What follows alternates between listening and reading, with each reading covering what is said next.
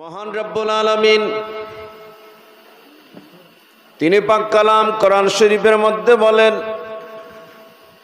উজিবু দাওয়াতাদ দাঈ ইযা দান, যখন আমার বান্দা বান্দি আমার দরবারে দোয়া করে আমি আল্লাহ তাদের দোয়াকে কবুল করি। সুবহানাল্লাহ বলেন। ভাইরা আমার, নবী বলেছেন, যখন আল্লাহর বান্দা বান্দি আল্লাহর দরবারে দুখানি হাত উত্তোলন করে দোয়া করতে শুরু করে দেয়, চোখের পানি চোখে টলমল করছে, এখনো চোখের পানি জমিনে পড়ে নাই, এই পানিটা কেবল নাকের ডগায় এসেছে। নাকের ডগায় আসার সঙ্গে সঙ্গে ওই বান্দা ওই বান্দির দোয়া আল্লাহর দরবারে কবুল হয়ে যায়। একবার জোরে বলুন সুবহানাল্লাহ।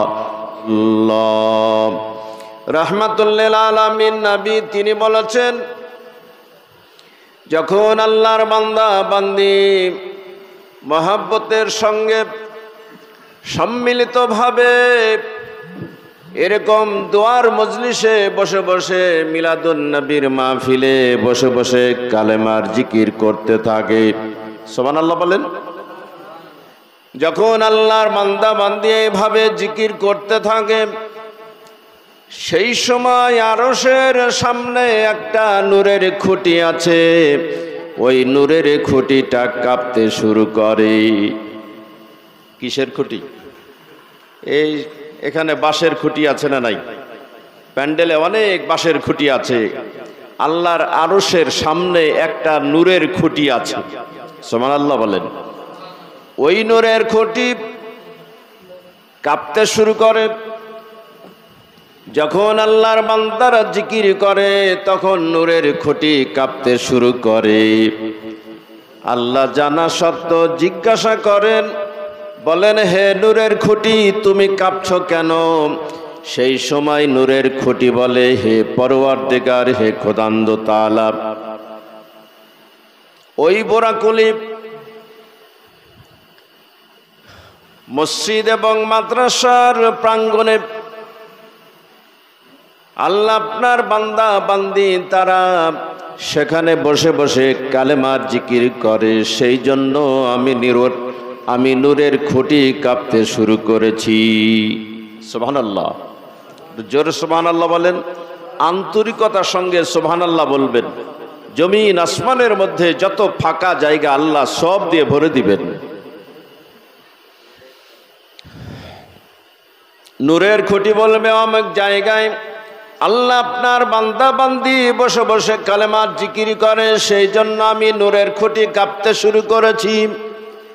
আল্লাহ বলবেন, হে নূরের খুঁটি থেমে যাও।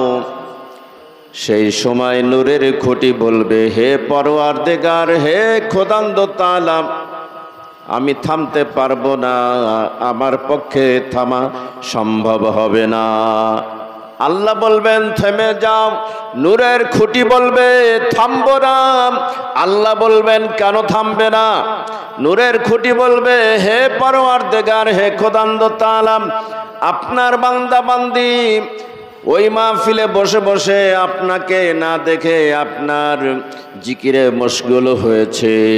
যে সমস্ত বান্দা বান্দি আপনার জিকিরে মশগুল হয়েছে, আপনার জিকির করে, ওই বান্দা বান্দির জীবনের যত গুনাহ আছে সব গুনাহকে মাফ করে দিতে হবে।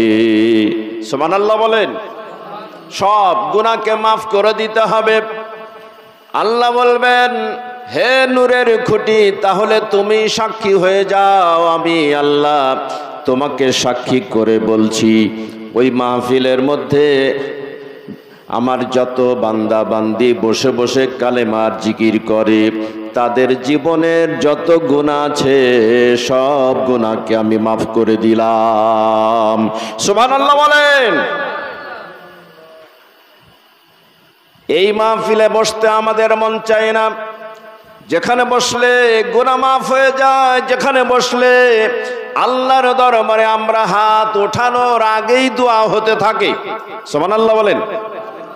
আমরা দোয়া করা শুরুই করিনি, অথচ আমাদের জন্য দোয়া হচ্ছে। আর কোথায়? আল্লাহর আরশে আজিমে দোয়া হচ্ছে।